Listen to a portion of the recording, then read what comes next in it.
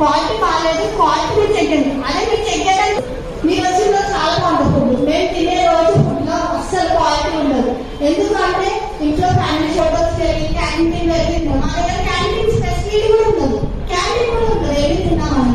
ఒకవేళ క్యాంటీన్ ఇచ్చే కంపల్సరీ ఉంటుంది మీకు మా ప్రభుత్వం వస్తే అని చెప్పినారు. మీరు ఆ చేసిన ప్రామిస్ ని మేము అడగదు. మీరు చేసిన ప్రామిస్ మీకు మర్చిపోతారేమో, మేము మర్చిపోం కదా, మాకు గుర్తుండదు. మీరు చేసిన ప్రామిస్ అన్ని కదా మేము ఓట్ వేసి మీకు గెలిపించాలి. చాలా ఇంప్రూవ్మెంట్ అవుతుంది.